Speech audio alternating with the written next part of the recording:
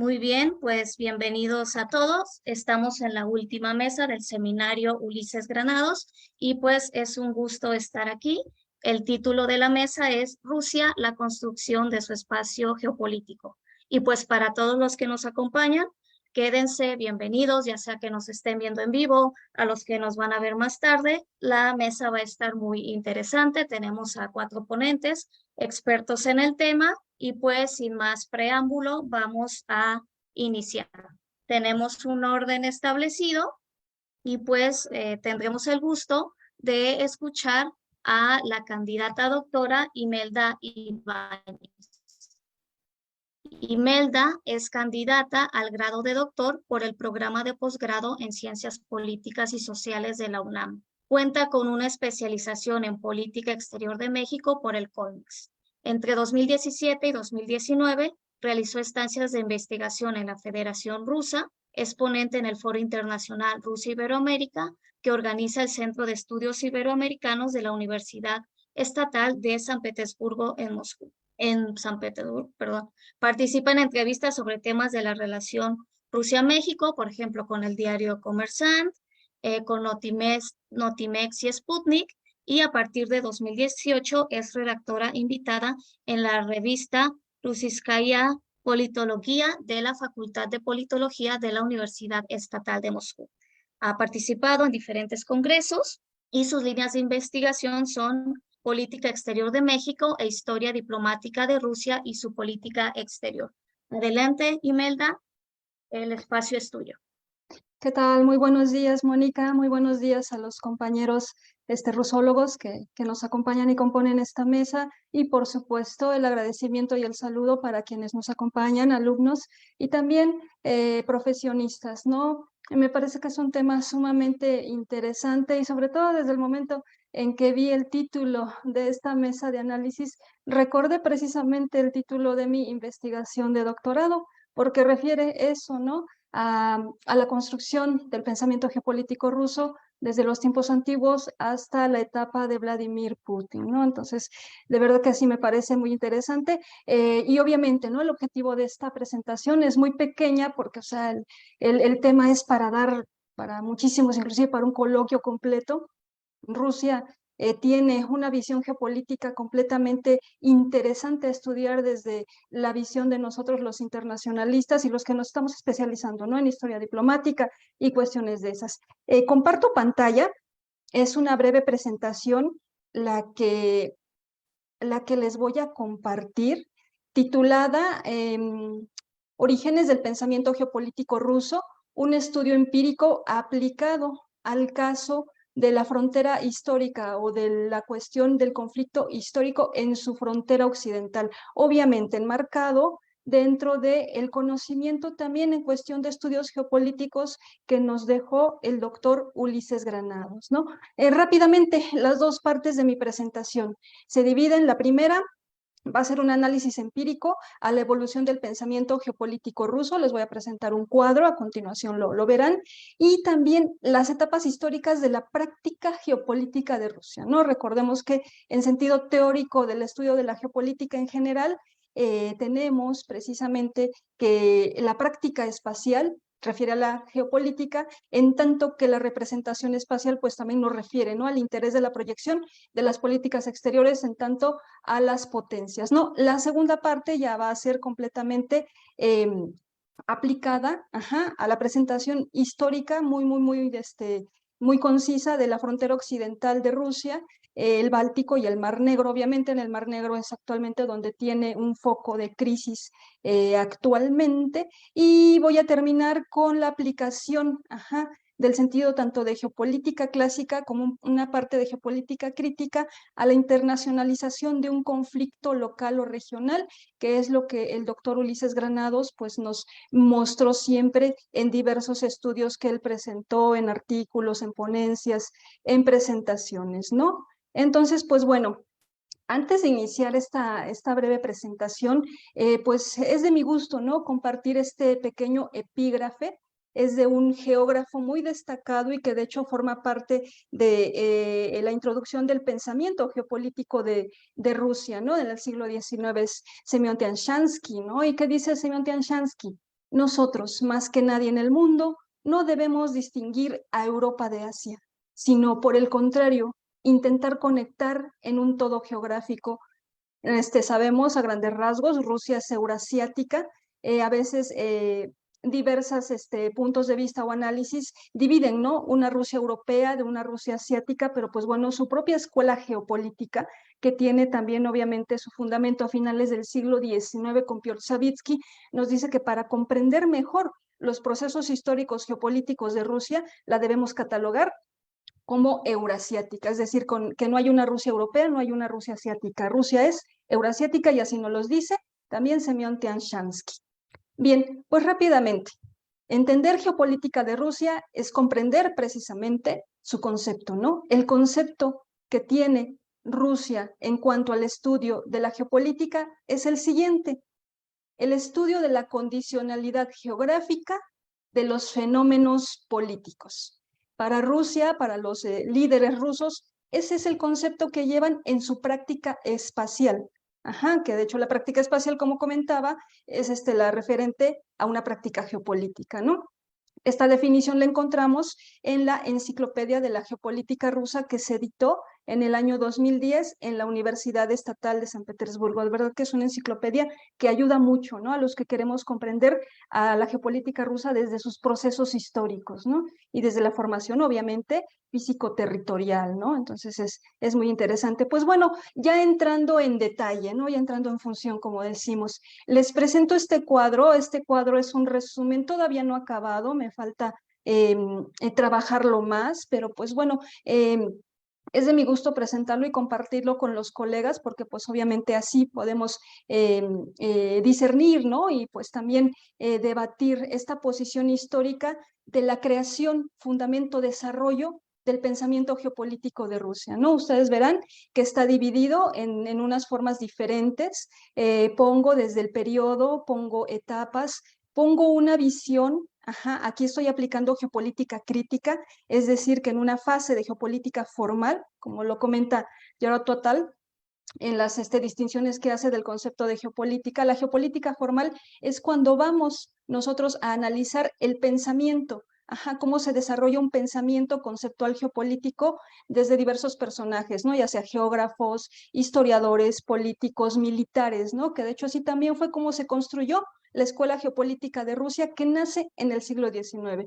Por ello lo divido en la etapa de la cosmovisión, la etapa en donde hay un precepto de pensamiento geopolítico, y posteriormente la etapa empírico-científica, que nace a partir entre los siglos XVIII, propiamente toma base en el siglo XIX, cuando también en la Escuela Geopolítica Alemana y en otros estados europeos, pues se presenta propiamente, ¿no? El concepto de geopolítica con Rudolf Helen, ¿no? Entonces vemos, ¿no? El inicio de una idea o cosmovisión, pues obviamente en el nacimiento de Rusia, que es en la Gran Novgorod, su segunda capital Kiev, su capital posterior Vladimir, y su cuarta capital Moscú, que es en donde nace precisamente el Estado ruso, ¿no? La monarquía que, bueno, no nace sin la monarquía, pero sí el reino que precederá, ¿no? La monarquía. Tenemos, ¿no? Que posteriormente a su nacimiento en la Gran Novgorod y que después pasa a la capital de Kiev, vemos, ¿no? Como también tienen la influencia de la Gran Horda mongola. En ese preciso tiempo llega un personaje llamado Alexander Nevsky, que es catalogado como el padre de la diplomacia de Rusia. Entonces él presenta, ¿no? Ese primera forma de fundamentación ideológica geopolítica al hacer una negociación, ¿no? Con mongoles para así poder defender su frontera occidental, que está empezando a ser atacada por occidentales, ¿no?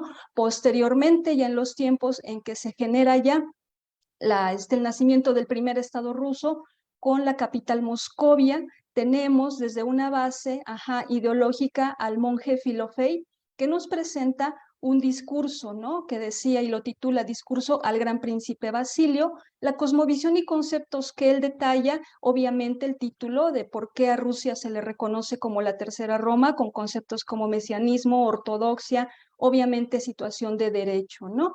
Los inicios del imperio posteriormente, o indicios, que van a ser con el zar Iván III y el zar Iván IV, pues vemos toda esta avance ya territorial, ¿no? Se consolida en el occidente, empieza a avanzar territorialmente. En la siguiente lámina les presentaré cómo fue avanzando territorialmente y cómo se consolidó el territorio de Rusia hasta los tiempos de la dinastía Romanov, que fue pues obviamente el gran imperio, ¿no? Pasamos entonces de una idea de cosmovisión ya propiamente a una base empírico-científica ya en los tiempos de la gran dinastía Romanov. Iniciamos obviamente con Pedro I. Entre los tiempos de Pedro I y Catalina II hay un gran personaje que de hecho lo ubicamos, no solamente quienes estudiamos a Rusia, sino quienes estudiamos también la base no histórica del desarrollo científico, Mikhail Lomonosov. Mikhail Lomonosov nos presenta en un título que él llama Breve descripción de los diferentes viajes a los mares del norte y la lectura de un posible paso del mar de Siberia a las Indias Orientales. Con ello, él obviamente refleja, ¿no?, la necesidad de que Rusia debe de posicionarse con un poder marítimo para expansión, obviamente con los conceptos de mar, estrategia y descubrimientos, ¿no? Entonces, no quiero ahondar mucho, pero de verdad que el tema de la aplicación geopolítica de pensamiento de Mikhail Lomonosov nos da posteriormente para que ya en la práctica geopolítica, pues el imperio se pueda hacer de la colonia de Alaska, ¿no? Pues bueno, vamos a la segunda etapa del imperio, ahí es donde ya se consolidan los primeros enfoques de pensamiento empírico que dan nacimiento a la Escuela Geopolítica de Rusia.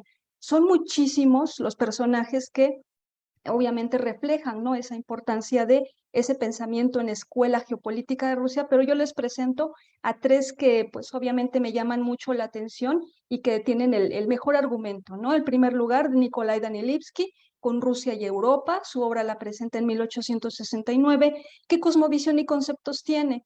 La civilización rusa, ¿no? O sea, él ubica más a la forma de enfoque de civilización de la geopolítica clásica general, sus preceptos, tipos culturales, razas, paneslavismo. Posteriormente, viene Semyon Tianshansky, quien les presenté el epígrafe del inicio de esta presentación, con su título Sobre el poder de la posesión territorial en Rusia, ensayo sobre geografía política, lo presenta en 1915. Él desarrolla ya un esquema que se llama el esquema de mar a mar, es decir, con conceptos como territorialidad, identidad, poder y expansión, va a poder reflejar la importancia que tiene en ese momento el imperio ruso, ¿no? Alexei Van Damme también hay que destacarlo con el título de Nuestra posición que presenta en 1912, el modelo de control vertical, un modelo que no solamente debe de ser, obviamente, de este a oeste, sino también de norte a sur y tomar en cuenta la posible expansión marítima, ¿no?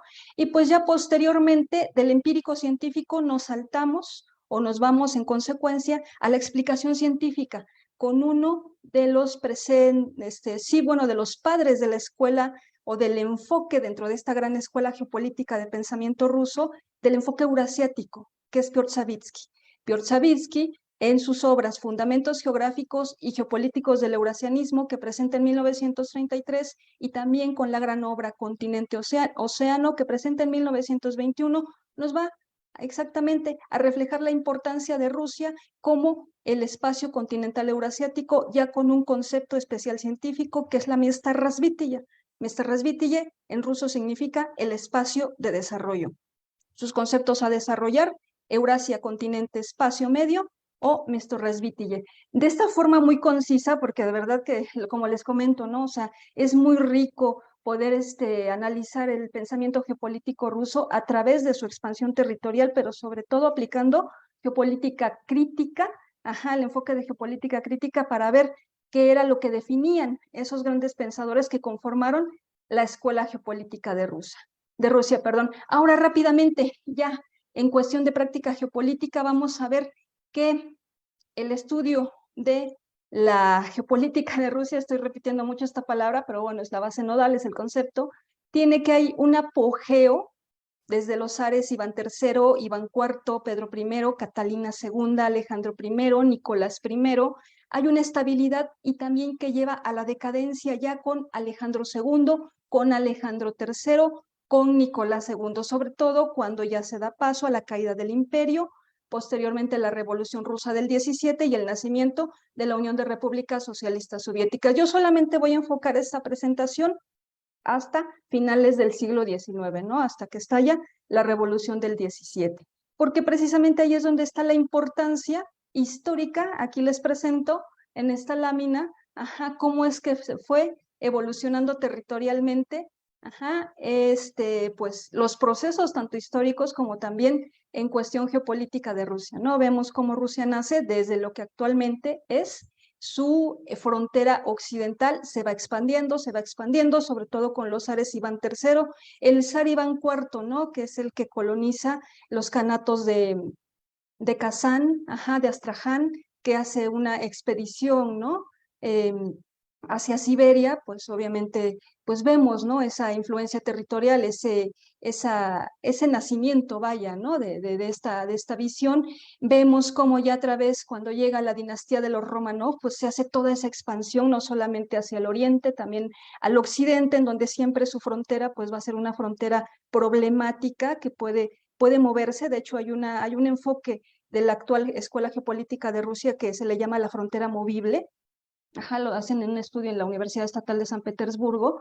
Y pues bueno, ¿no? Ya ustedes se darán cuenta cómo es que a través del desarrollo y apogeo de la dinastía Romanov es cuando se da toda esta expansión territorial hasta 1917, cuando obviamente se contrae un poco con las políticas de Vladimir Lenin, pero pues obviamente después gana nuevamente influencia territorial cuando se crea la Unión de Repúblicas Socialistas Soviéticas, ¿no? Eso a grandes rasgos con esta lámina que les presento de cómo fue, creciendo Rusia, cómo fue precisamente haciéndose de su espacio territorial. Ahora ya vámonos al punto. La frontera occidental, esa frontera que, como les comento, siempre ha sido problemática, no solamente en esta coyuntura del conflicto con Ucrania, vemos que hay problemas siempre, históricamente, desde obviamente los tiempos de Alexander Nevsky, se tiene que defender esa frontera occidental porque pues obviamente es el paso de intereses estratégicos, de enclaves, ¿no? Con los intereses también de los actuales socios euroatlánticos, anteriormente, pues obviamente los imperios, los reinos europeos, ¿no? Desde el zar Alexei Mikhailovich, pues obviamente se da la reunificación con Ucrania a través de la Pereslavskaya Rada en 1654, parte de Bielorrusia, pasó al reino moscovita, él se nombra el zar de todas las Rusias, la Rusia Balshaya, la Balshaya Rusia, la Malorrusia, que es Ucrania, Bielorrusia, la Rusia Blanca. Bueno, eso lo pongo de una manera muy, muy compacta, porque de hecho, como les comento, ¿no? Esto da para un análisis muy específico y detallado. Ya con el zar Pedro I, ¿qué pasa con la frontera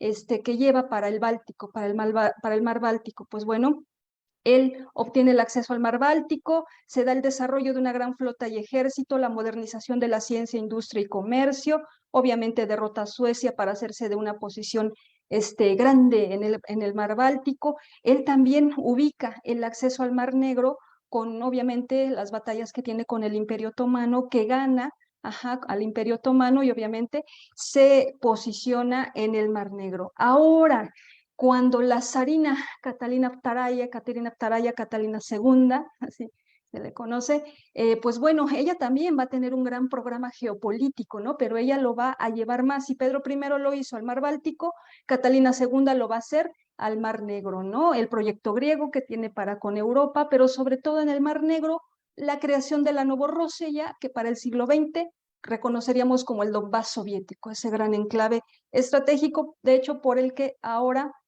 pues está el foco de conflictos y lo vemos, ¿no? Desde una lectura geopolítica y estratégica. Los logros que Catalina II presentó, pues obviamente resolvió la cuestión del acceso de Rusia a fronteras naturales en el sur de su frontera occidental y obviamente al Mar Negro. Ella anexó la península de Crimea, esa anexión histórica, que era Kanato, en 1783, crea la flota del Mar Negro, inicia un programa económico en la región de las estepas del sur. A grandes rasgos es como les estoy presentando una lectura geopolítica de la importancia de los procesos históricos de la frontera occidental de Rusia, ¿no? Como les comento, es a grandes rasgos. Ahora ya vámonos a lo que les comentaba la segunda parte de esta presentación. ¿Cómo puedo yo Imelda, si relacionar. quieres ir cerrando, perdón Claro, por sí, interrumpir. rápidamente, ¿cómo puedo relacionar yo el estudio que nos presenta el doctor Ulises Granados en cuanto a la internacionalización de un conflicto regional? Pues bueno, el doctor nos presenta 3 puntos especiales, bajo lo cual, de forma teórica y metodológica, ¿no? Actores enfrentados, ¿cómo lo aplico a este conflicto? Rusia contra Ucrania en un nivel local. Motivaciones geopolíticas. Tenemos que aplicar aquí la categoría de geopolítica clásica, que es la conformación histórica de un territorio, y lo llevamos hacia la representación y práctica espacial. Cada actor, ¿qué representación y práctica espacial pretende en sentido geopolítico para posteriormente irnos a una escalada por la intervención de un actor externo local? Ahí es donde un conflicto local o regional se vuelve internacional, porque inicia la escalada por la intervención de un actor externo. Obviamente, si lo llevamos a la práctica en el conflicto en Ucrania, es la intervención de Estados Unidos y la OTAN, en donde se da la definición de su espacio e interés, ya no solamente de los 2 actores locales postsoviéticos, sino también de los euroatlánticos. Y para ello, pues resumo como una conclusión que de un conflicto local postsoviético entre 2 exrepúblicas de la Unión Soviética pasó un conflicto regional euroatlántico que muchos analistas desde hace año y medio lo llevan a esta situación o definición de este conflicto híbrido, de conflicto entre intereses regionales, y pues obviamente que está impactando a nivel internacional. Así es como yo hago la lectura, la aplicación de una forma muy concisa, de lo que nos mostró el doctor Ulises Granados en esta internacionalización de un conflicto regional. Ahora rápidamente, y actualmente en sus fronteras occidentales, en el Báltico, Rusia se tiene que enfrentar ya a una OTAN ya ampliada para cuestiones, pues obviamente, de percepción de espacio no solamente local, sino también regional, de intereses geopolíticos. Vamos a ver cómo es que se confluye, ¿no? Yo así lo puedo distinguir, los intereses tanto de Rusia como la OTAN en el espacio por el juego de poder en el Ártico, y pues obviamente en el Mar Negro, pues el conflicto que tenemos latente desde hace año y medio, ¿no? En el Mar Negro, pues desde hace un año, precisamente el 30 de septiembre del 2022, parte de la Novorrusia, del Donbass soviético, pues pasó a su territorio histórico, conocido actualmente como la Federación de Rusia, pero que era históricamente parte del imperio de los Romanov. Entonces ahorita hay que estar pendientes cómo es que vamos a ver la desescalada del conflicto, dependiendo cómo los actores pues juegan el interés de su representación espacial y de su práctica espacial. Con esto yo termino y pues agradezco muchísimo la invitación, y pues obviamente estoy al pendiente si hay alguna duda o algún comentario en cuanto a esta breve exposición que con gusto les presenté. Muchas gracias. Muy bien, muchas gracias, Imelda. Muy interesante y muy rica tu presentación. Lástima que siempre nuestro tiempo es muy corto, pero ya reservaremos un espacio para preguntas y cualquier comentario que haya que agregar. Bueno, a continuación seguimos con nuestra siguiente ponente, Michelle Valderas, maestra en estudios en relaciones internacionales del programa de posgrado en Ciencias Políticas y Sociales de la Universidad Nacional Autónoma de México y licenciada en Relaciones Internacionales con mención honorífica por la misma universidad. Ha realizado una estancia de investigación a nivel maestría en la Universidad Complutense de Madrid y ha formado parte de grupos de trabajo e investigación como el Grupo de Estudios de Eurasia, GESE, y los proyectos PAPIT y de la Facultad de Ciencias Políticas y Sociales de la UNAM, el desarrollo humano y la seguridad humana en el orden mundial del siglo XXI, y resonancias de la militarización en la seguridad humana del siglo XXI. Es profesora de asignatura de la SUED de la UNAM y del Instituto Rosario Castellanos en la licenciatura de Relaciones Internacionales, donde ha impartido diferentes asignaturas. Sus líneas de investigación son geopolítica de Rusia en Eurasia, espacio postsoviético y cultura e identidad. Adelante, Michelle. El espacio es tuyo. Muchísimas gracias, Moni. También quisiera agradecer este espacio, por supuesto, al Grupo de Estudios sobre Eurasia y este anual evento que tenemos conmemorando la memoria y el trabajo de el profesor Ulises Granados, que es tan necesario seguir recuperando sus ideas, su presencia, su trabajo y sus aportes, por supuesto, en la Academia Mexicana. Nada más una duda rapidísima, sí se escucha bien mi audio, ¿verdad?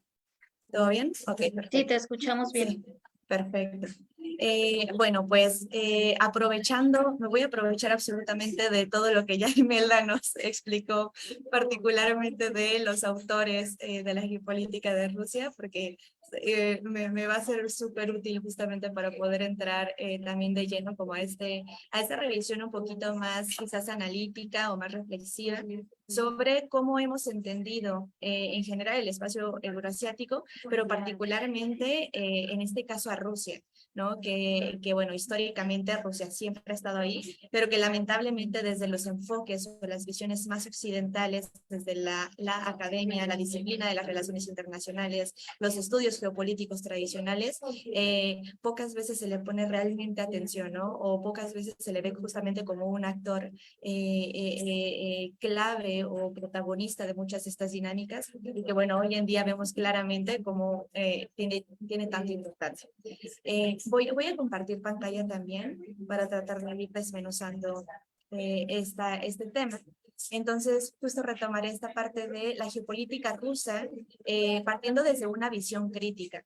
Iré un poco yendo y viniendo, insisto, entre algunas de las reflexiones que ya Imelda hizo sobre algunos de estos autores importantísimos de la geopolítica tradicional rusa, pero tratando de rescatar justamente estas visiones críticas también de la geopolítica en general. Entonces, partiendo justamente desde este primer punto de cómo entendemos a la geopolítica o cómo se ha entendido históricamente, pero haciendo una invitación justamente a verla desde otro punto de vista, desde una visión muchísimo más crítica, ¿no? Partiendo desde el pensamiento crítico, sí quizás desde un sentido más materialista histórico, pero también más reflexivo.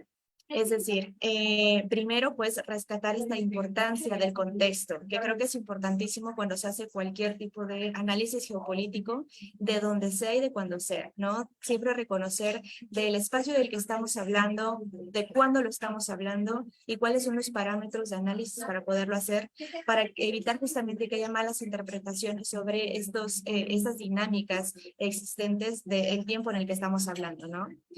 Reconocer, por supuesto, la historia y el espacio desde donde parten los postulados e ideas. Y eso puede ir desde los dos lados, desde el espacio del que estamos hablando y la cosmovisión propia que ellos tienen, en este caso, por supuesto, de Rusia, pero también incluso desde las teorías o desde quienes lo están estudiando, ¿no? Dependiendo de dónde estamos hablando. Pues no es igual o no es lo mismo justamente pensar en que un autor occidental analice las dinámicas geopolíticas rusas a que ir directamente a las fuentes rusas para poder entender ellos cómo están viviendo, cómo han construido o cómo han vivido justamente su historia, sus dinámicas y sus contextos para poder explicar el mundo de la forma en la que ellos lo entienden, ¿no? O sus dinámicas internas. En este mismo sentido, entonces, entendiendo las dinámicas de poder desde el tiempo y el espacio que a cada autor le tocó vivir.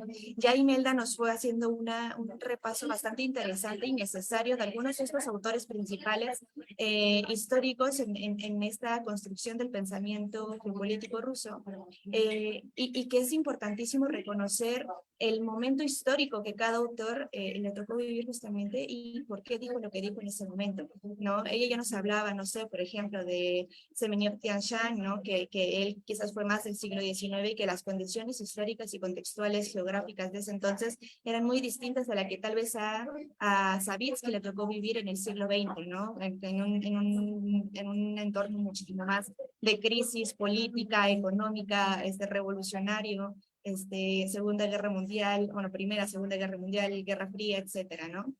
Y en ese mismo sentido, entonces, la evolución de la geopolítica clásica hace visiones críticas de la misma.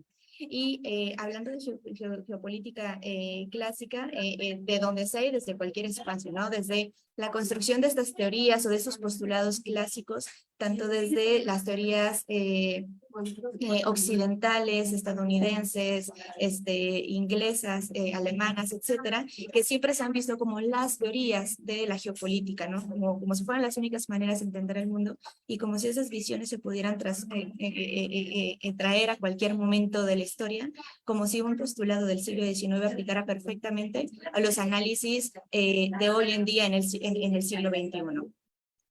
Así que claramente incluso desde estas visiones occidentales ha habido también estos rompimientos desde la geopolítica clásica hacia lo llamado como geopolítica crítica o las visiones más críticas de esta geopolítica, ¿no?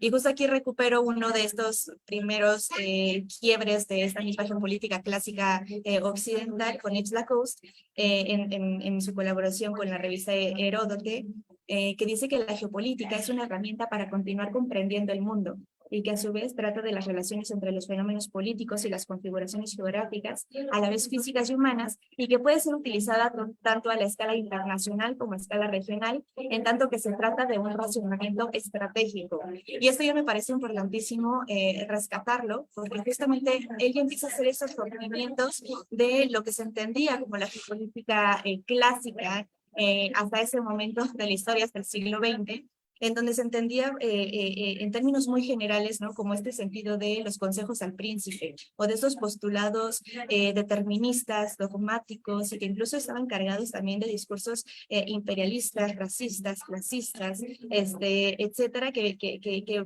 poco rescataban justamente toda esta diversidad o esta pluralidad de dinámicas, de contextos y de sentidos. Y entonces hace esta nueva invitación a tener unos análisis de la interacción de la geografía con el poder, el conocimiento, las instituciones políticas y la sociedad, ¿no? Y esto incluye, por supuesto, además los factores culturales de la misma. O sea, con este rompimiento como tan tradicional que se tenía para entender las dinámicas geopolíticas, que estaban como muy centradas, insisto, en estos tomadores de decisiones o en estos gobiernos o en los estados nacionales, ¿no? Dar la oportunidad justamente a que se abra a esa pluralidad de otros sentidos de entender la realidad, pero también entender a la realidad misma con toda la diversidad que tiene esta, ¿no? O sea, desde sí lo político, sí lo militar, sí lo energético, incluso hablando de hoy en día, pero también lo cultural y lo social.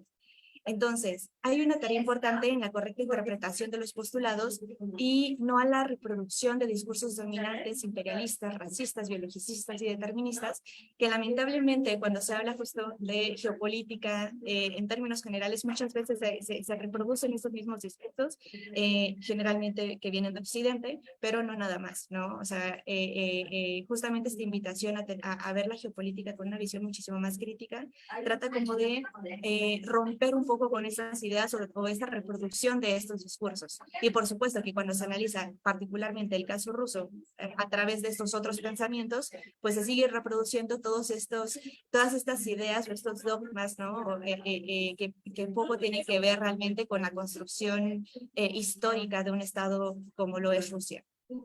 Entonces, el pensamiento crítico plantea preguntas como cómo llegan a existir las situaciones actuales o cómo funciona el poder para sostener contextos particulares. Básicamente, la invitación con este pensamiento crítico se da hacia entender el porqué de las relaciones y no dar por hecho que las relaciones son de tal o cual forma, simplemente porque es y porque la teoría o el postulado ya lo dijo que así tenía que ser.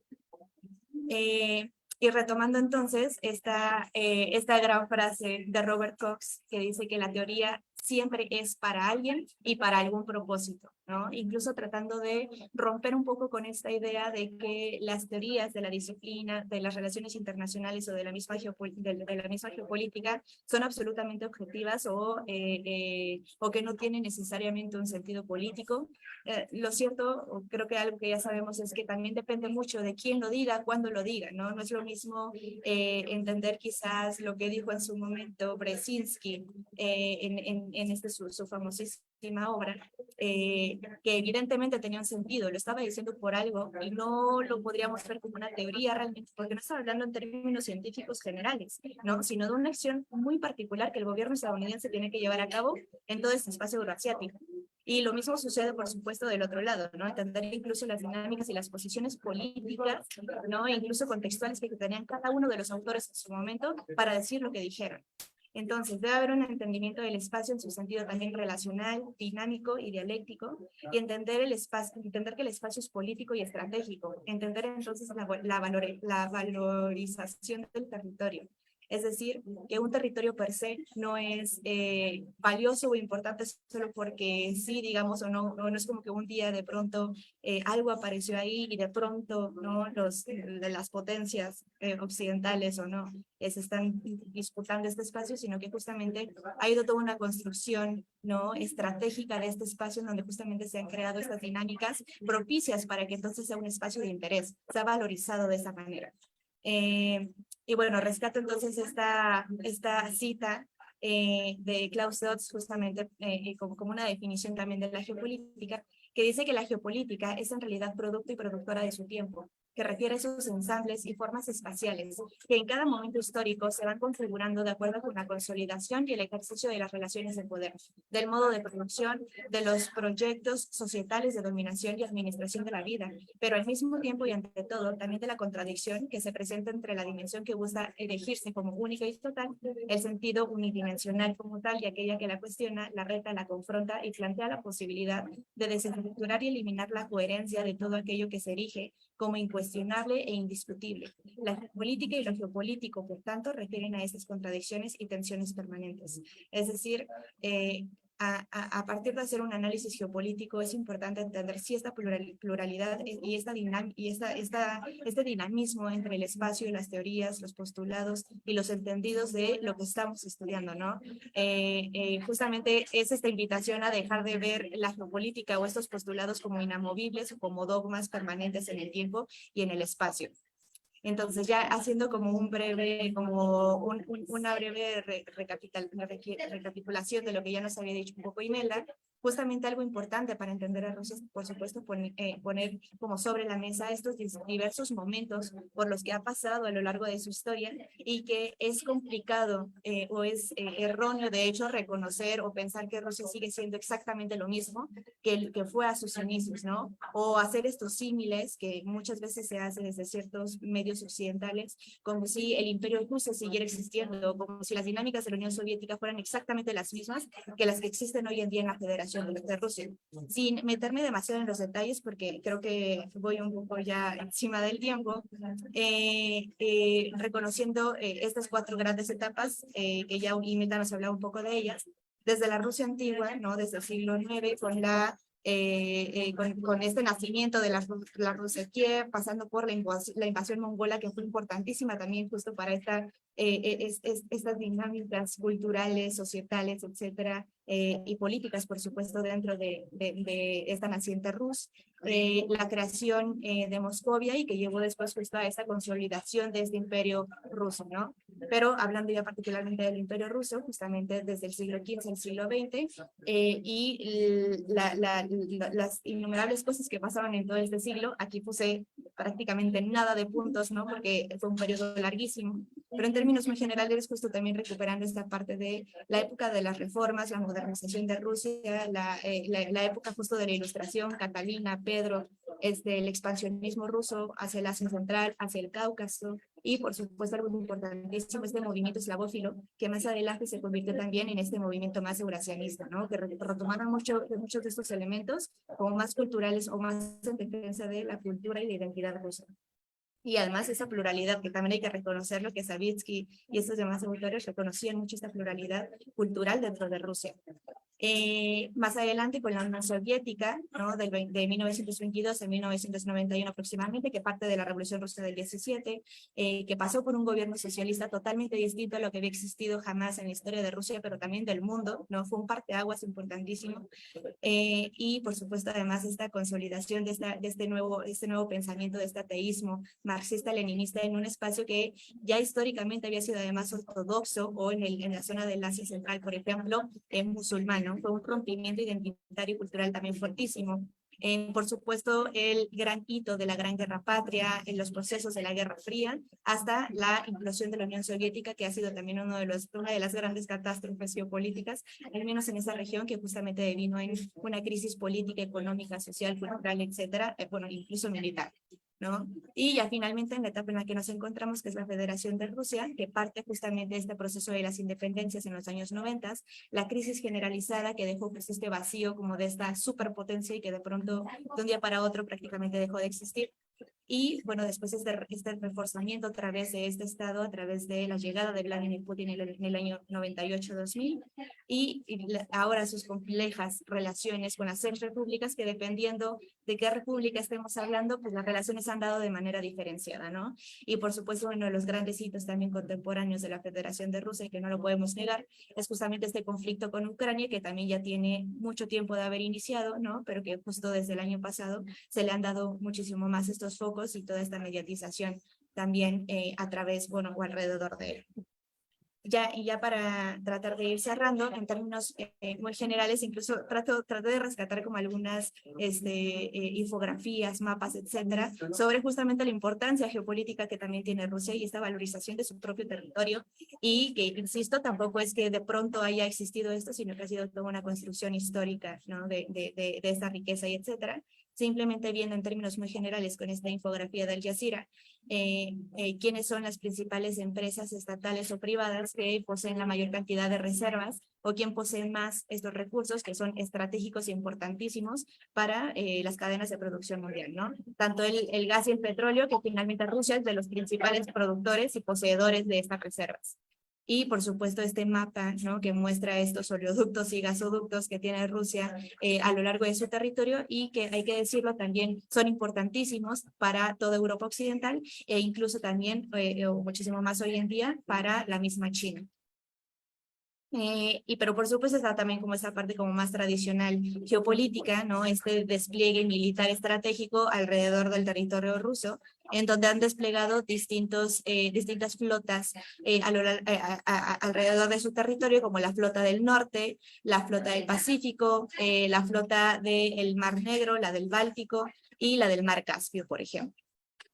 Igual algunas bases militares desplegadas en diversos espacios de su territorio, que también han sido importantísimas y que también responden justamente a estas flotillas o estas flotas que acababa de mencionar.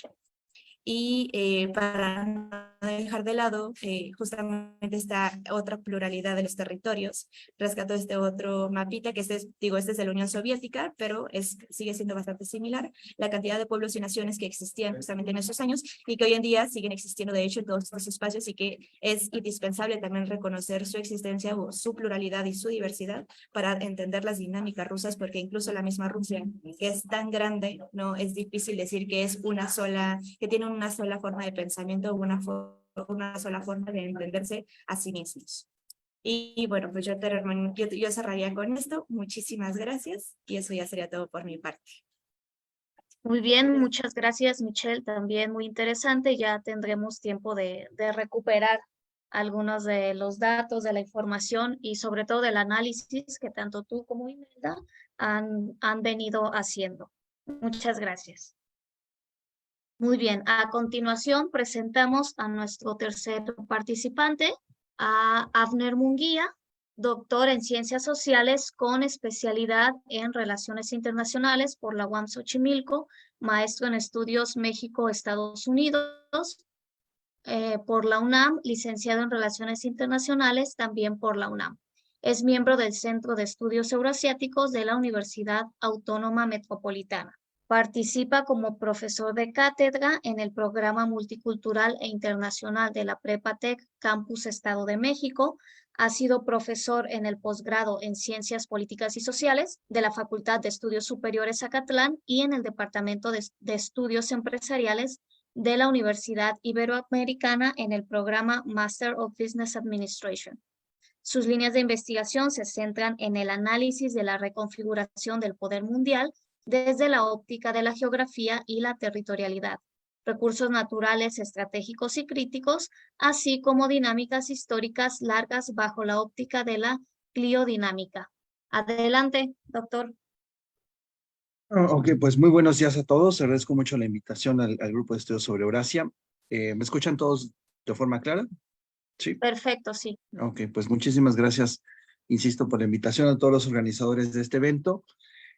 Y que bueno, particularmente me parece siempre relevante tomar parte discusiones académicas, especialmente que tienen que ver con el entorno político y estratégico de Rusia en su forma, en su construcción de su pensamiento.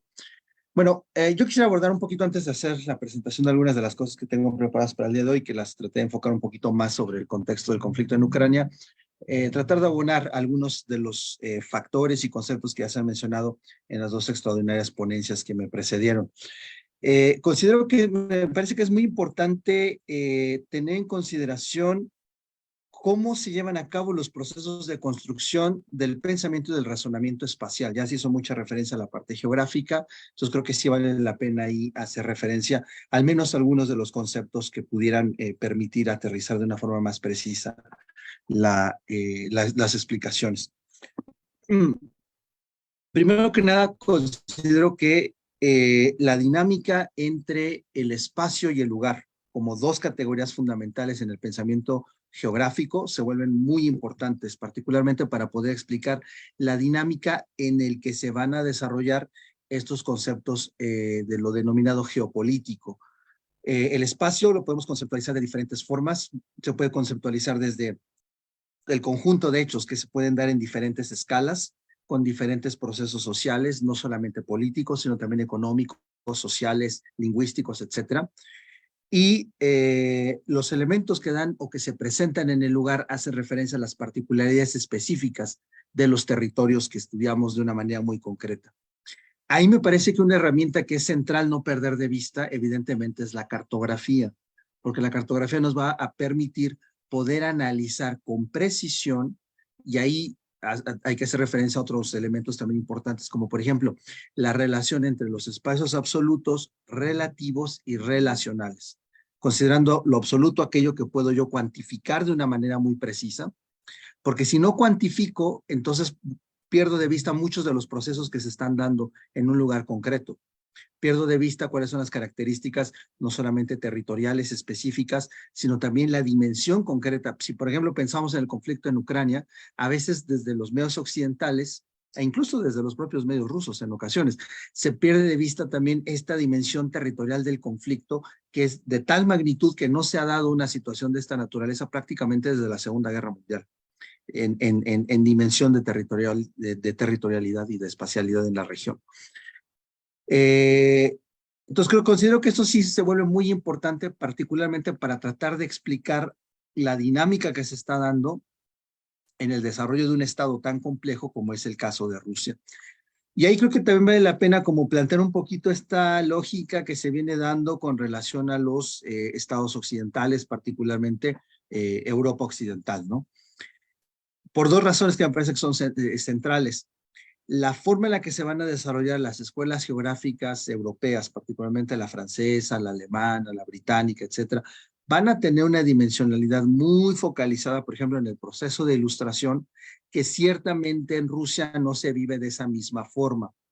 Entonces, me gustaba mucho lo que Imelda decía al principio con el contexto de la cientificidad que se empieza a desarrollar en Rusia, porque si bien es cierto, no deja de lado los elementos propios de la cuantificación de la geografía física, la forma en la que va a conectar el proceso político para la toma de decisiones del Estado, considero que sí va a tener, digamos, diferencias específicas con la forma en la que se está construyendo el pensamiento geográfico en Europa, particularmente por este encuadre que Europa va a tener o que desarrolla a partir de la Ilustración y el proceso de modernidad.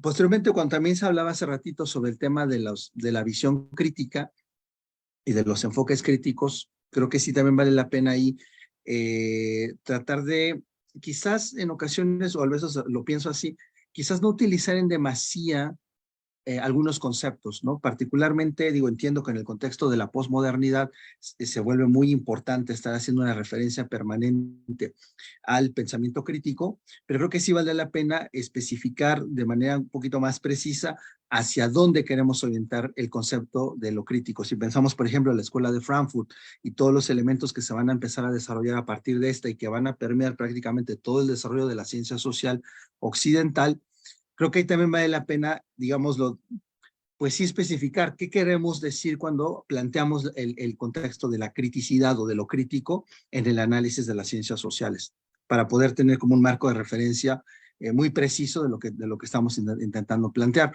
Porque si pensamos, por ejemplo, en las diferentes escuelas de pensamiento geográfico crítico que se desarrollan particularmente en Occidente, no necesariamente van a compartir los mismos elementos teórico-metodológicos de lo que en Rusia se ha desarrollado y se desarrolla actualmente en cuanto a las escuelas geográficas. Y particularmente ya enfatizando en el concepto de la geopolítica, vamos a visualizar en el caso ruso una visión, consideraría yo, mucho más empírica. Recuerdo por ahí una experiencia en la Universidad Lomonosov, en la Estatal de Moscú, donde ellos precisamente desarrollaban un laboratorio de geopolítica, es decir, una visión práctica, muy empírica sobre los procesos. Y eso nos lleva también a la visión de la ciencia social rusa, muy focalizada actualmente en los modelos matemáticos, que es básicamente esto de lo que se ha venido a denominar ya, porque se está desarrollando tanto en Rusia como en académicos rusos que están en los Estados Unidos, lo que se ha venido a denominar como la escuela de la cliodinámica, es decir, la relación entre espacio y tiempo, es decir, historia y geografía, con relación a los modelos matemáticos que pueden explicar los procesos del pasado, pero lo más importante para hacer digamos, un aparato matemático formal, la capacidad de predictibilidad, ¿no? En eso están trabajando mucho en estas dos latitudes, ¿no? Tanto la parte de las escuelas rusas, como, insisto, algunos de los académicos rusos que están en los Estados Unidos. Entonces, le dan mucho énfasis a los modelos y a la cuantificación, ¿no? Entonces, entiendo que desde la perspectiva de los enfoques, digámoslo, críticos o radicales de Occidente, precisamente esta parte de la cuantificación es algo precisamente con la cual hay como cierto ahí rechazo epistémico. Bueno, entonces ya nada más quería hacer esa visión rápida. Y entonces voy a hacer, ahora sí, voy a compartir pantalla para proyectar algunas de las cosas que tenía aquí preparadas. Ya voy contando el tiempo, así que no me voy a exceder del mismo.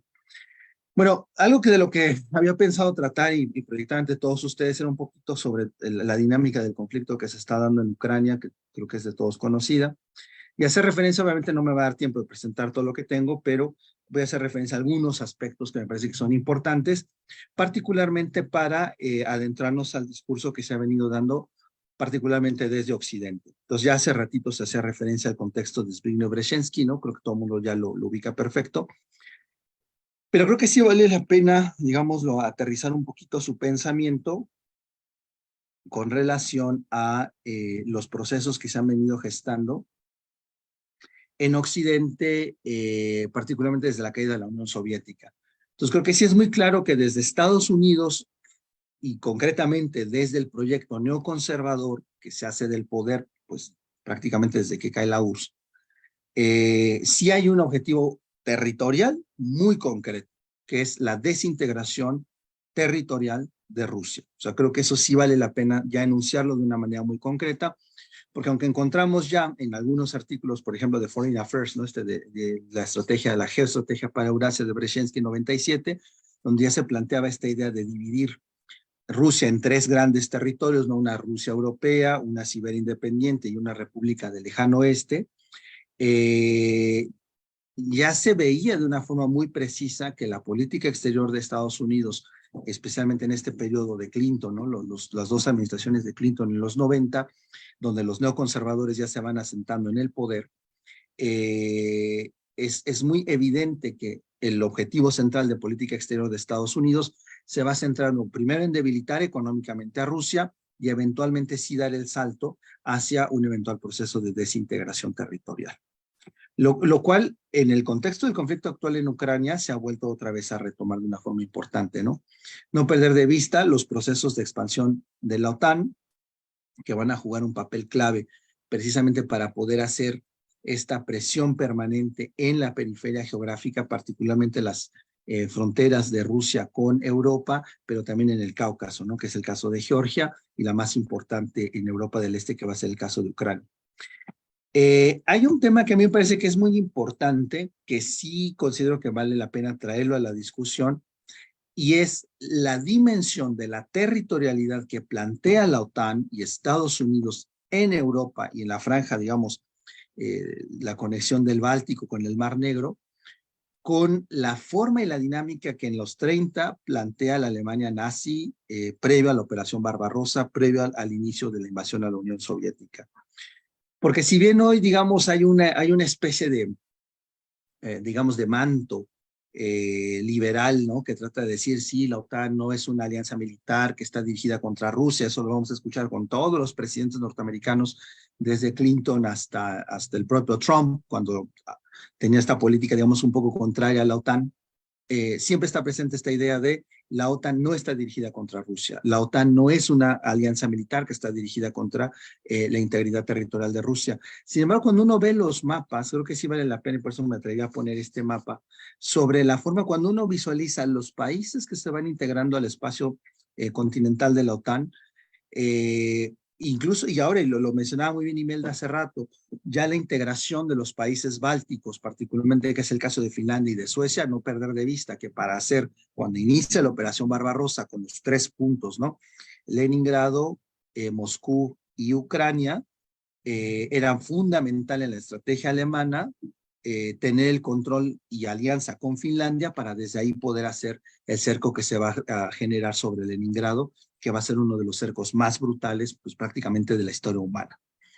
Entonces, nada más lo pongo ahí rápido, lo hago referencia a eso para también considerar que el proceso que se está dando ahora de adquisición o de adición de nuevos países, entre comillas, hacia la OTAN, podemos encontrar, creo yo, hay una similitud de dominación territorial, pues que ya se había dado en los años previos a la Segunda Guerra Mundial, y que yo no quisiera dejarlo así como algo que no sea tan importante, ¿no? Yo sí creo que es central darle mucho peso a las transformaciones político-territoriales que se están dando en Europa en este momento, obviamente como resultado del comando militar norteamericano, y que eso es una presión muy, muy fuerte sobre Rusia, y que en el contexto de la operación militar especial que ha llevado a cabo el gobierno ruso en Ucrania, yo destacaría 2 cosas importantes. La primera, que es en el contexto, y ahí sí subrayaría, ¿no? Operación militar especial, porque también desde Occidente se ha dado mucho esta idea de, no, es que es la forma en la que Putin no quiere denominarle guerra, ¿no? Bueno, haciendo una consulta dentro de autores militares rusos, queda muy claro, porque la doctrina de seguridad militar del Estado ruso, cuando se utiliza el concepto guerra, recordemos que su experiencia militar se desprende de todo el frente que se da en la invasión nazi a la Unión Soviética y luego las contraofensivas que van a venir en puntos muy importantes como va a ser Kursk, como va a ser Stalingrado, hasta llegar a Berlín, ¿no? Me parece que son importantes porque sí son de una dimensión continental, ¿no? O sea, la referencia geográfico-territorial en el campo de la guerra es muy importante en la forma en la que se está diseñando esta estrategia históricamente en Rusia. Entonces, cuando ellos hablan de operación militar especial, hay que considerar cuál es la lógica de la doctrina militar dentro de la jerga militar rusa. Entonces, estamos hablando de una operación que en este momento tiene una definición de una escala muy acotada y con objetivos políticos muy concretos, que en ese sentido consideraría que el presidente Putin fue muy claro en plantearlos, ¿no? La desmilitarización y la desnazificación de Ucrania, que evidentemente al seguir enviando a Estados Unidos una gran cantidad de armamentos al frente, y esto también creo que vale la pena hacer un símil con el lenguaje que se utilizaba en el contexto de la Segunda Guerra Mundial. Ustedes recordarán que, por ejemplo, en el contexto militar alemán, se hablaba mucho esta idea del Wunderwaffe, ¿no? Que eran las armas mágicas del Tercer Reich, ¿no? Que iban a hacer y deshacer en el frente de guerra. Y es muy común ver, ¿no? Ahora en las diferentes fuentes de información o periódicos occidentales, donde se hace referencia a que este es el arma que va a cambiar el ritmo de la guerra. Y ahí van los Leopard o los Challenger o N cantidad de armamento, los F-16, lo que quieran, ¿no? Pero desde el lado ruso creo que es muy importante, y ya en esto creo que me voy a quedar porque ya casi se cumplen los 15 minutos, es que el objetivo político del Estado ruso en proteger a la población del Donbass, porque eso es algo que también se omite mucho en la narrativa de Occidente, hasta este momento consideraría que ha cumplido y cumple de manera muy específica con los objetivos políticos planteados por el gobierno. de tal suerte que ya empezamos a ver desde Occidente informes militares del Departamento de Defensa de Estados Unidos que empiezan a plantear: no tenemos capacidad industrial para poder mantener el frente de guerra. Entonces eso también nos ayuda a conectar precisamente con la estrategia económica que se ha desarrollado en Rusia, no desde ahora, particularmente desde las sanciones de 2014, y que ya con el inicio de la operación militar especial se han profundizado, particularmente en el sentido de la industrialización de la economía rusa en sectores de alto perfil tecnológico. Eso creo que también es un factor que es muy importante, y que si uno revisa, por ejemplo, las estadísticas del Banco Mundial, ya es evidente, por ejemplo, que Rusia antes de la operación militar estaba en la economía número 6 del mundo, medido en PIB por paridad de compra. Hoy es la economía número 5 y Alemania es la que está empezando a salir de escena, ¿no? Entonces, bueno, yo ahí lo dejaría. Entonces, ya me pasé de los 15 minutos. Entonces, pues bueno, estoy atento a cualquiera de sus preguntas y, insisto, agradezco muchísimo el espacio que se me ha otorgado en esta ocasión. Muy bien, muchas gracias, doctor Abner, también muy interesante, y ya tendremos, lo reitero, unos minutos para poder retomar cualquier punto que haya quedado fuera y el que se pueda comentar. Y también le agradezco que haya aceptado la invitación para enriquecer esta discusión. Muy bien, sin más preámbulo, pasamos con nuestro siguiente ponente, el doctor Abdiel Hernández, profesor de tiempo completo en la UNAM ENES, Unidad Jiriquilla, adscrito a la licenciatura en Negocios Internacionales. Es doctor en Estudios Latinoamericanos por la Facultad de Filosofía y Letras de la UNAM, maestro en Geociencias y Administración de los Recursos Naturales por la Escuela Superior de Ingeniería y Arquitectura, Unidad Ticumán del Instituto Politécnico Nacional. Licenciado en Relaciones Internacionales por la Facultad de Estudios Superiores de Aragón de la UNAM, miembro del Sistema Nacional de Investigadores CONACYT, miembro de AMEI y también miembro del Grupo de Estudios Euroasiáticos. También es líder por selección, joven líder por selección del gobierno ruso en el Congreso Internacional Rosotrudnichesvo. Bueno, sin más preámbulo, doctor Abdiel, el espacio es suyo. Muchas gracias, perdón por dejar de compartir, pero no veía si estaba el audio abierto o no. Okay. Híjole, es bien difícil hablar después de 3 titanes de Rusia, y eso que nos faltó Mónica para esta parte. Y pues sería como dar 3 pinceladas a lo que ya dijeron Michelle, Imelda y Abner, porque pues realmente ahí podríamos hacer una síntesis de lo que es lo que nos integra el día de hoy en esta mesa, la construcción del pensamiento geopolítico ruso. Y desde mi perspectiva pues ha sido muy bien abordado. Tendría, por ejemplo, igual que Abner, algunas acotaciones respecto a lo que han dicho mis colegas. En general, me parece que la riqueza de Rusia es que se le puede estudiar desde diferentes perspectivas y sin caer como en un relativismo muy amplio, pero que podríamos integrarlos de diferentes maneras. Quisiera yo a lo mejor irme rápido a la última parte, que es la reflexión final, aprovechando ya toda esta disertación de las construcciones espaciales que existen en torno a Rusia. Trataré un poco de algunas cosas que tenía por ahí preparadas que podrían aportar más a esta visión que integra la convocatoria que Mónica nos hizo amablemente.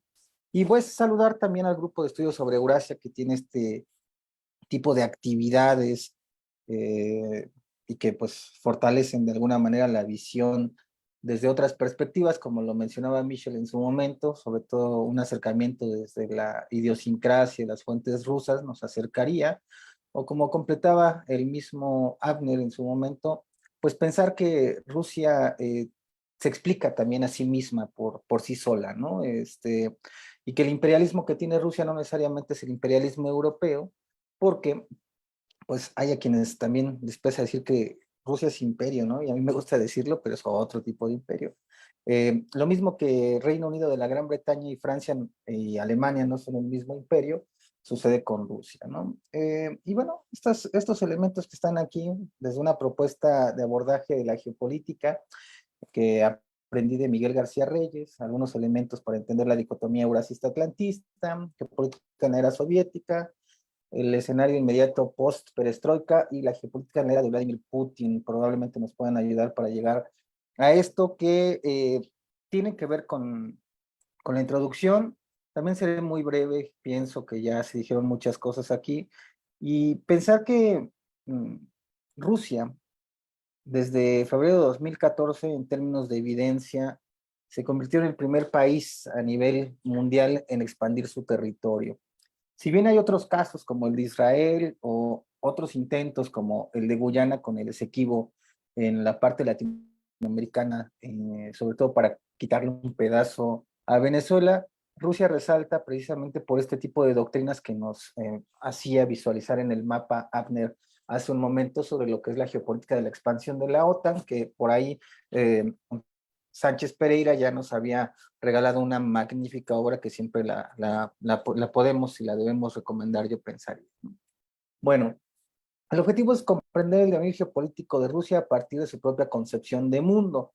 Este mapa lo puse a propósito, pensé que Abner nos iba a deleitar, por decirlo de alguna manera, con un mapa que descubrió en Stratford, muy interesante, muy parecido a este, sobre lo que es la visión geopolítica rusa, y que de alguna manera recuerda este planteamiento que proponía, o propone, mejor dicho, Michel respecto a lo que es el estudio crítico de Rusia, y por eso es que ustedes dirían que aquí hay alguna cuestión que nos está diciendo que no es Rusia, pero realmente sí es Rusia, ¿no?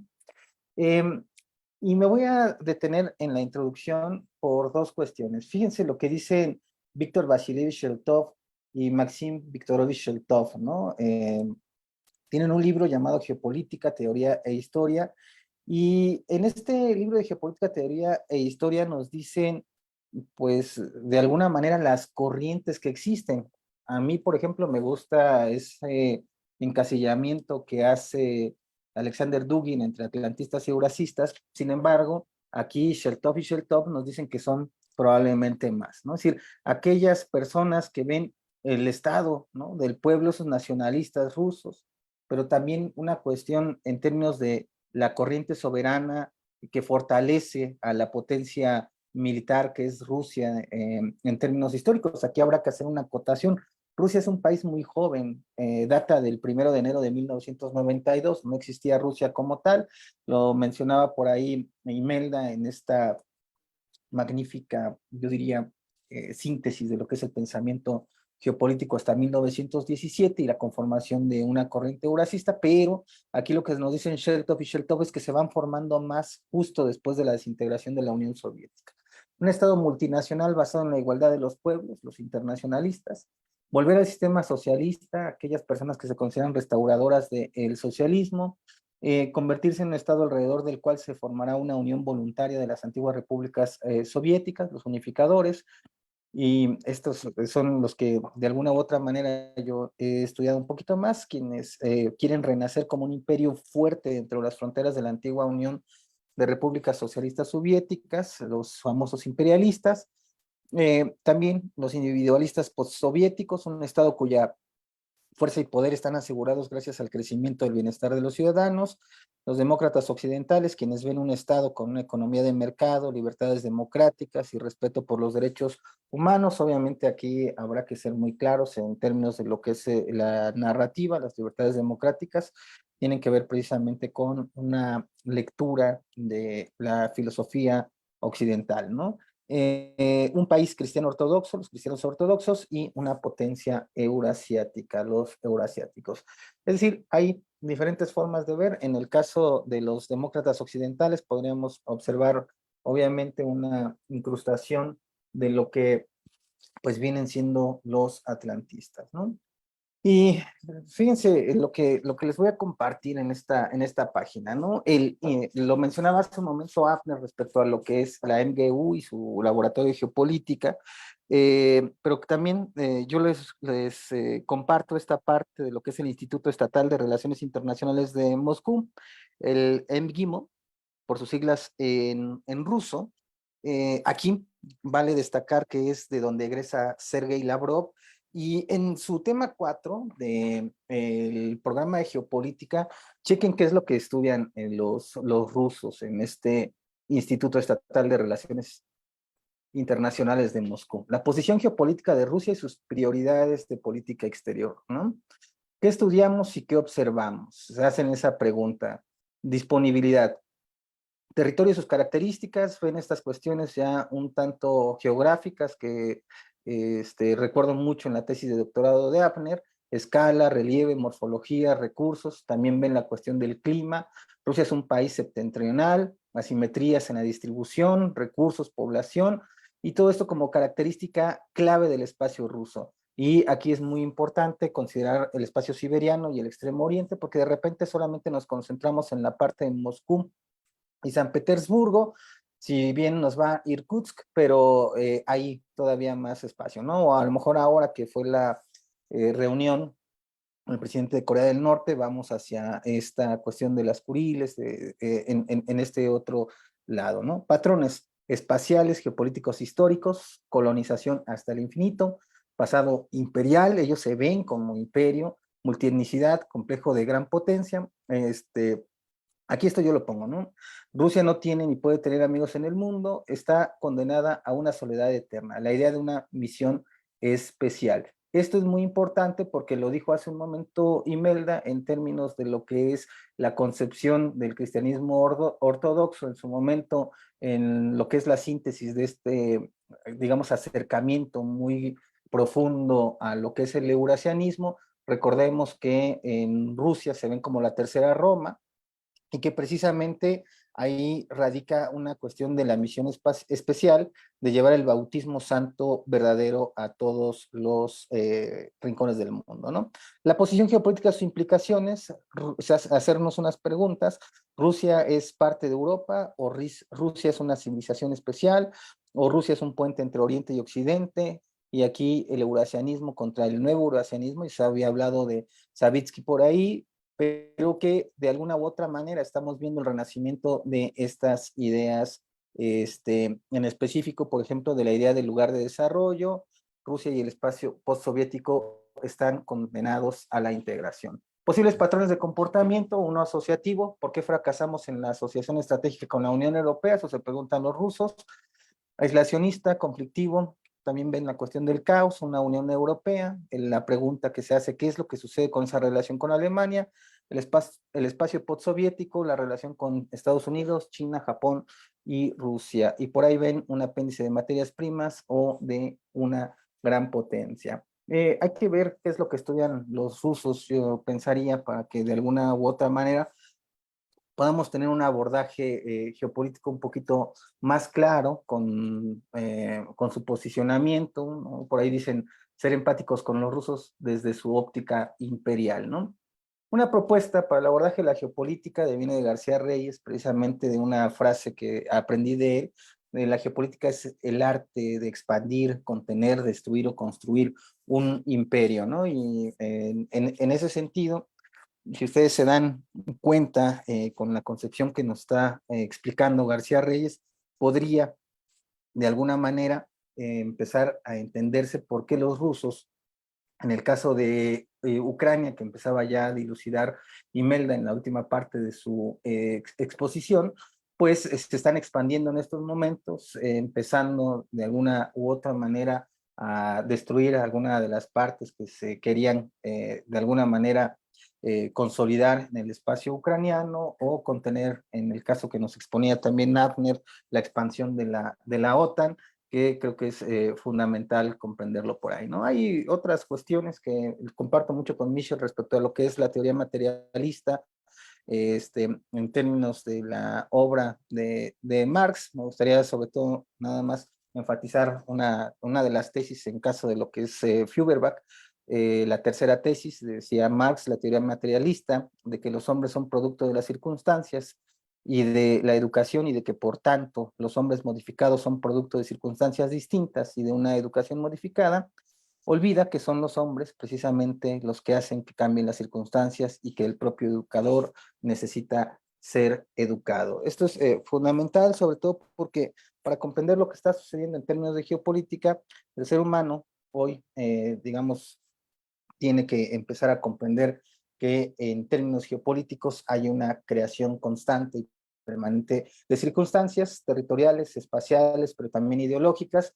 Y a mí me gustaría agregar a esto que ya se ha dicho en las exposiciones anteriores de tiempo y espacio, también una posición de conocimiento. Esto que nos regala Imelda al principio de la exposición es muy importante porque no solamente es tiempo y espacio, sino también la concepción eurasista que intenta expandirse, construirse, en su caso, quienes son adversos a ella, destruirse o contenerse, ¿no? Ya sucedió en algún momento con el tema de la internacionalización, con León Trotsky, lo recordarán probablemente. Y esta es a la que hemos llegado, de alguna manera se ha construido. La geopolítica es la confrontación por la dominación mundial del tiempo, el espacio y el conocimiento. Probablemente después tengamos algo de tiempo para poder profundizar en ella. Hay muchas variables que podrían circundar en torno a esta concepción de geopolítica.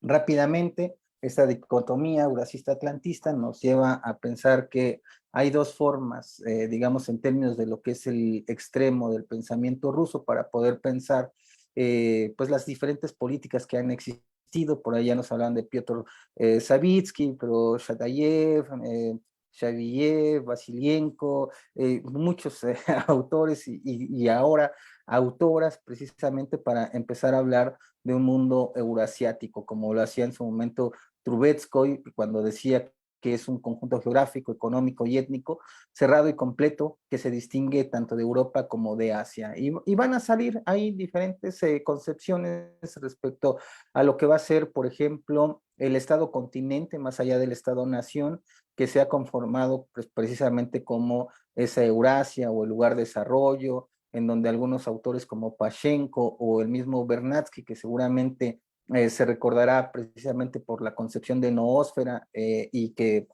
después otro autor de la lingüística va a adoptar en lo que es la semiósfera, pero que pues de alguna u otra manera va a tener un significado preciso en la concepción del eurasismo, ¿no? Entonces, el eurasismo es una filosofía de la historia de la sociedad, mientras que el atlantismo tiene un carácter meramente económico.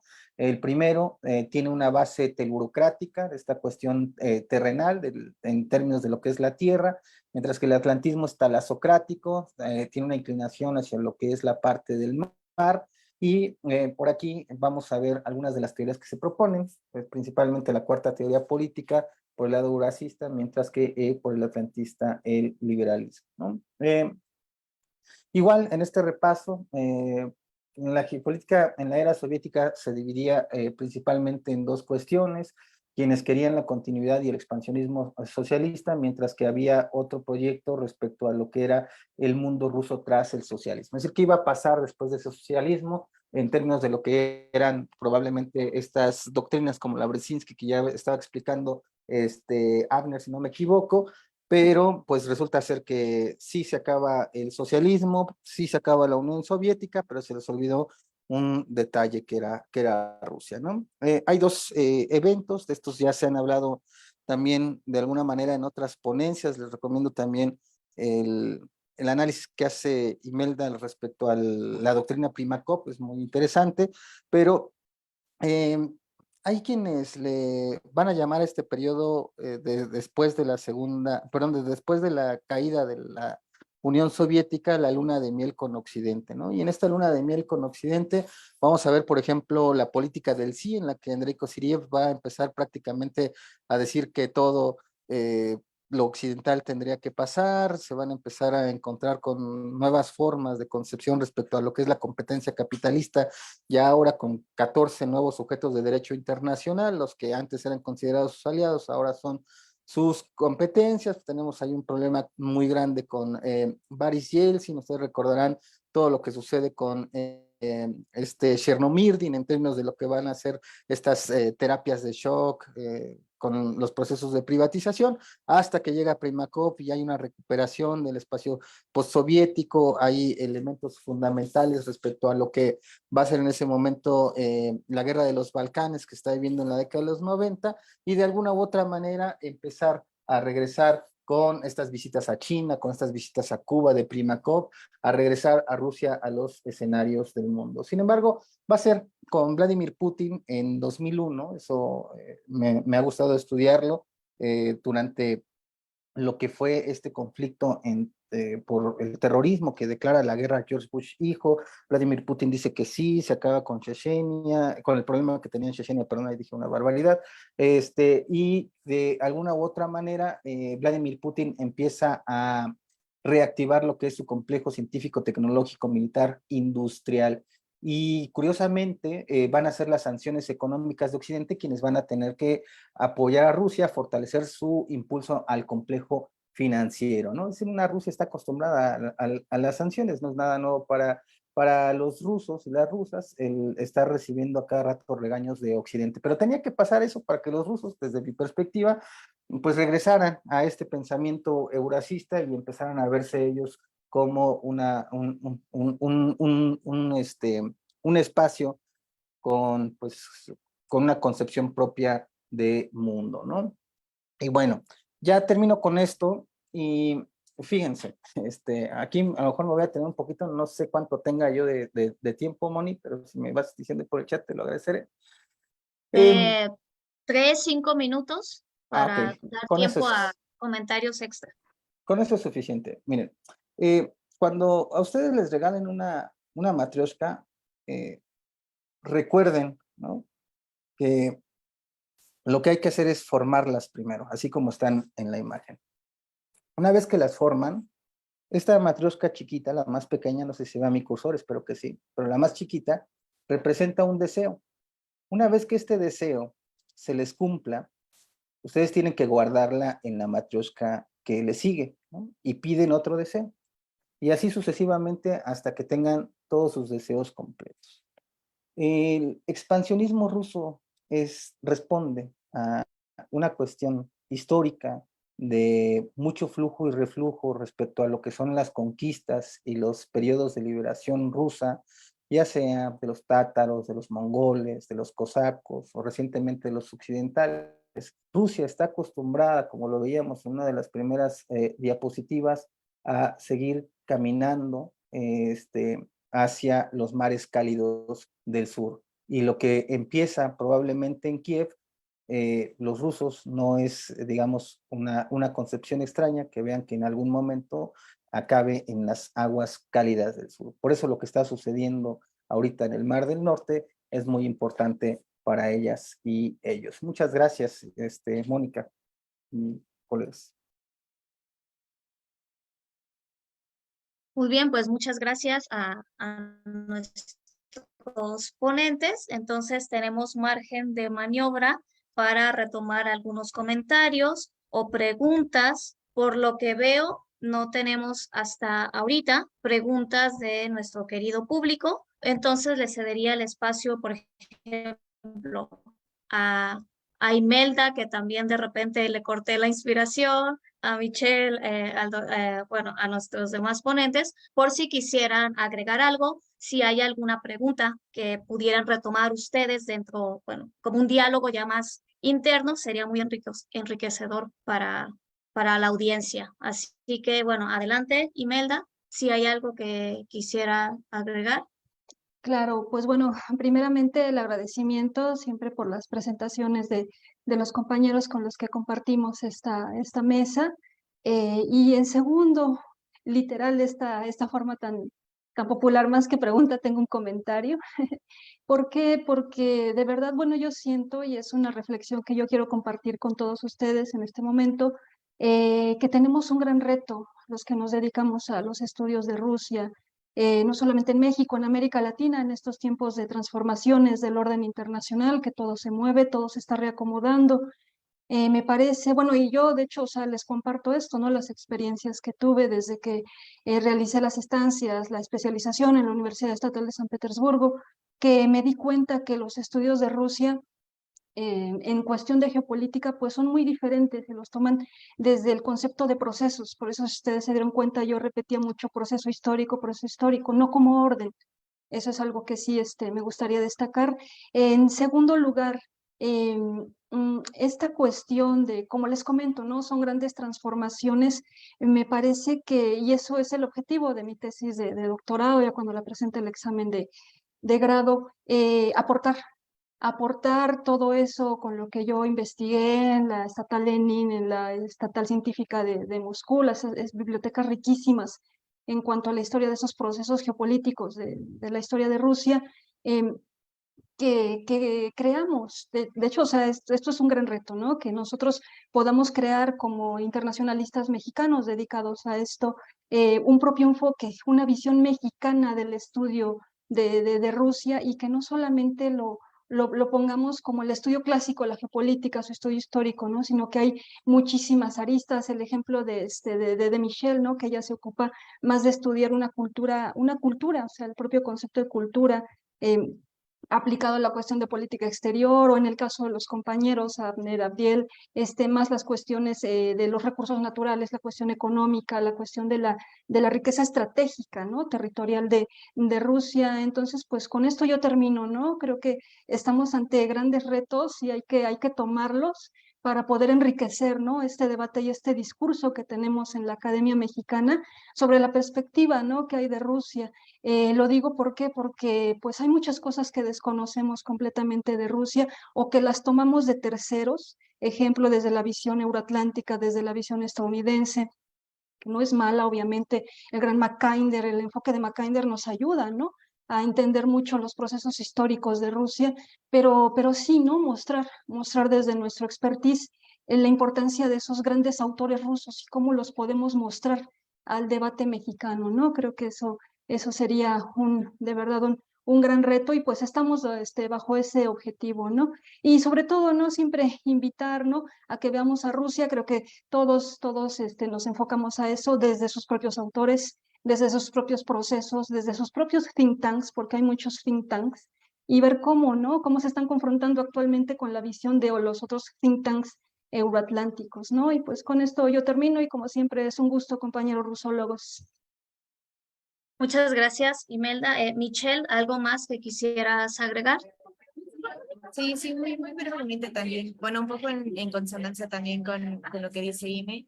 También, bueno, primero, otra vez agradecer justamente que desde el GESE se abran estos espacios de discusión, particularmente en el caso de Rusia, ¿no? Poder compartir con los demás colegas sus trabajos y la forma en la que ellos han estudiado los procesos de Rusia, igual desde diferentes visiones.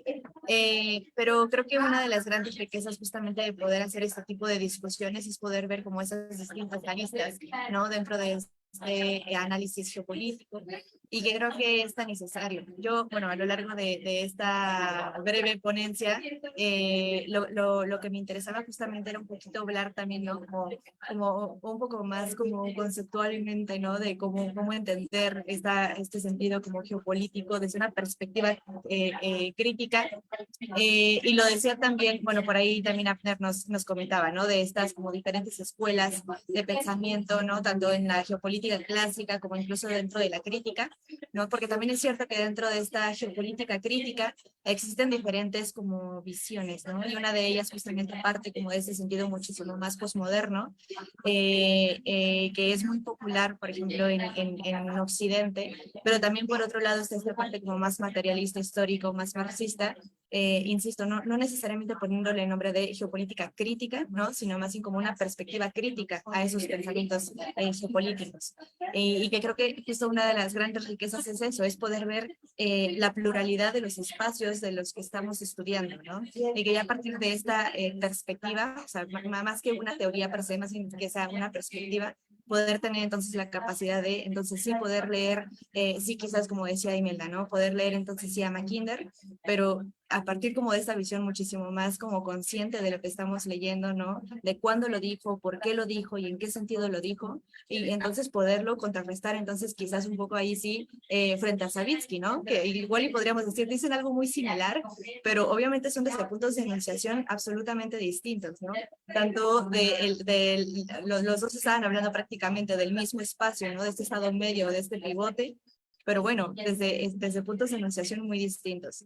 Entonces, pues igual nada más haría como esta invitación justamente a quienes nos estén viendo, para que podamos tener como esta visión como más crítica, incluso igual en los medios de comunicación, que en este último año sobre todo, ¿no? Hemos visto un crecimiento importantísimo de los diferentes, de las diferentes perspectivas, de algunas fake news, de algunas notas amarillistas, ¿no? Y sobre todo, la verdad es que desde Occidente, que son como los medios que más populares son o que más conocidos son. Y bueno, pues por supuesto también del otro lado, ¿no? De los medios rusos, los pocos que llegan quizás a América Latina, pues también poder tener como esta perspectiva como histórica también de por qué dicen lo que dicen y por qué lo dicen incluso de esa manera, ¿no? Creo que yo lo dejaría hasta aquí. Muchísimas gracias de nuevo al Gesell, a Imelda, a Abner, a Piel y a Moni por su tiempo y por sus comentarios. Muchas gracias.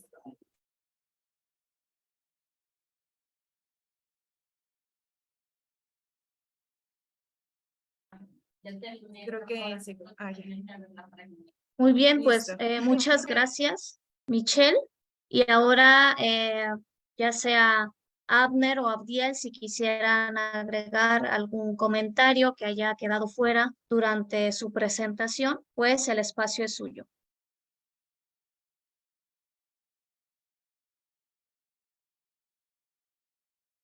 Bueno, pues si quieren hago un comentario muy, muy breve, pues simplemente agradecer la oportunidad del espacio para abrir el debate y la discusión. Pues bueno, la intención en mi presentación era un poquito como tratar de aterrizar la problematización que se está gestando en el contexto de la operación militar especial en Ucrania. Ya se explicaron muchos de los elementos territoriales que se están desarrollando ahí, entonces creo que lo que Imelda decía al principio sobre la importancia, digamos, de construir, ¿no?, los elementos de pensamiento propios de una escuela mexicana, me parece que sí vale mucho la pena, ¿no? Particularmente por los procesos de transformación que se están dando en el entorno internacional y en el que creo que la Academia Mexicana tiene que jugar un papel, ¿no?, relevante en ese aspecto, particularmente considerando que está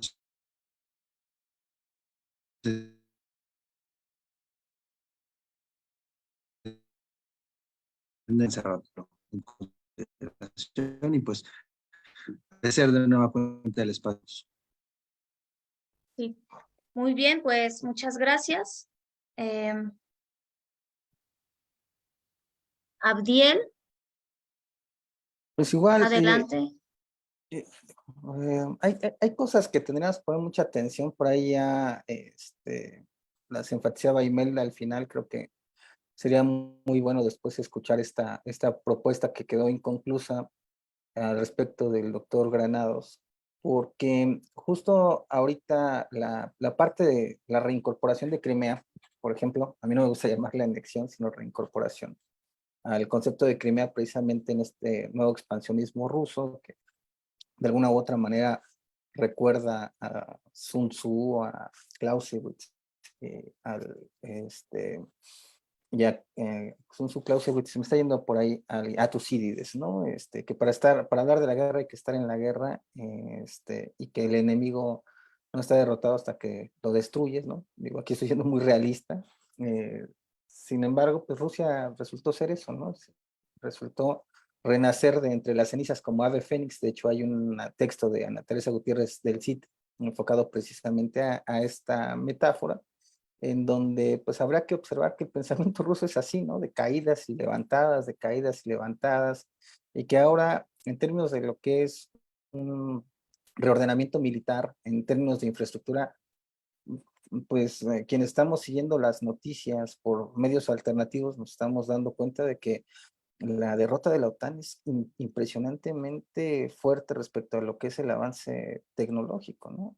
Y ahorita los rusos están haciendo algunos otros elementos muy interesantes de soberanía, que no solamente es territorial, sino que también estamos hablando de soberanía digital. Ellos tienen una cosa que se llama Academic Gorodok, que es la ciudad académica, un símil a lo que es, ellos le llaman Silicon Taiga, ¿no? Es decir, muy similar a Silicon Valley, y que pues están generando otro tipo de cuestiones respecto a lo que es la minería de datos, la transición al blockchain, ya emularon el sistema de Starlink en estos momentos, tienen a RUNET, que es una cuestión de desincorporación de la red digital mundial, y lo que se está proponiendo aquí respecto a una escuela mexicana que estudie a Rusia desde otra perspectiva, que no necesariamente sea a través de las noticias o de esta cuestión hollywoodense, que ahora ya estamos viendo los mismos,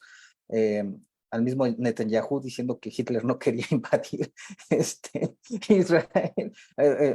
Uno se queda así, o rindiéndole culto a los nazis en Canadá, pues hay que señalarlo, ¿no? Las cosas como tal, a partir de un odio intencionado y mal intencionado hacia una Rusia que pues históricamente ha estado por aquí, ¿no? Pero bueno, de mi parte sería todo. Muy bien, bueno, pues ya para finalizar y pensando en todo lo que se discutió en esta sesión, si alguno de ustedes pudiera decirnos en dónde podemos revisar su material, porque sería muy interesante poder profundizar al respecto o incluso lo que nos acaban de presentar, leerlo en un futuro, ya sea en un paper, en un libro, etcétera, para poder profundizar al respecto. Entonces, si nos pudieran decir o compartir algún material, sería encantador y enriquecedor.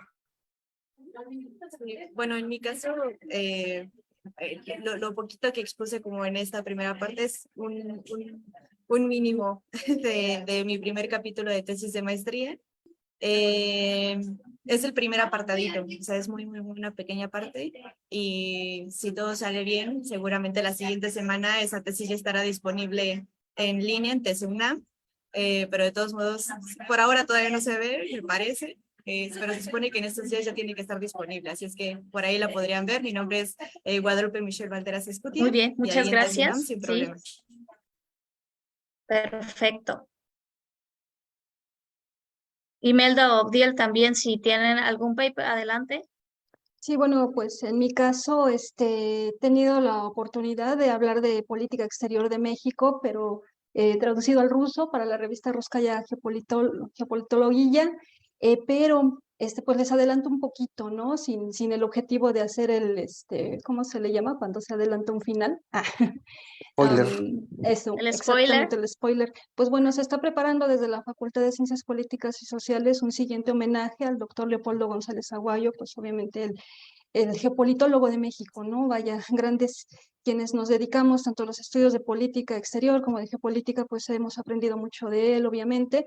Entonces, pues mi participación sería en un capítulo especial, en una antología para un libro que se va a publicar quizá a finales de este año, principios del próximo, en donde precisamente, ¿no? Presento de forma muy resumida el objetivo general de la tesis de doctorado que realiza la investigación en la Federación de Rusia. Muy concisamente lo que les presenté en esta mesa, pues va resumido precisamente ahí en ese capítulo. Doy más detalle acerca de Lomonosov, de Savitsky, de Semyon Tanshansky, el tan controvertido Daniel Litsky también tiene una parte ahí en ese artículo. Entonces, pues bueno, con eso yo aportaría y pues reitero, ¿no? Creo que debemos de retomar a esos pensadores para poder comprender la base del fundamento ideológico de la Escuela Geopolítica de Rusia. Las consultamos. Sí, Yo voy a tener un capítulo de libro con el doctor Ernesto Rangel, se llama Bases de la Geopolítica Rusa Contemporánea, pero también ahí en Google Académico o en ResearchGate, pónganle a Abdiel Hernández Mendoza y probablemente salga algo que les llame la trabajo que atención, ¿no?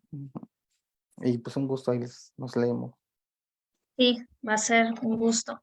Muy bien, pues gracias a nuestro público. Con esto terminamos y ya saben, si tienen alguna duda sobre Eurasia, no duden en seguirnos o consultar nuestro material a través del blog, a través de nuestro grupo de Facebook y pues ahí encontrarán una gran diversidad de conocimiento. Así que gracias por tu asistencia, agradezco a los ponentes y pues nos vemos en los siguientes eventos en el marco del 5º aniversario del GESE. Así que bonita tarde para todos.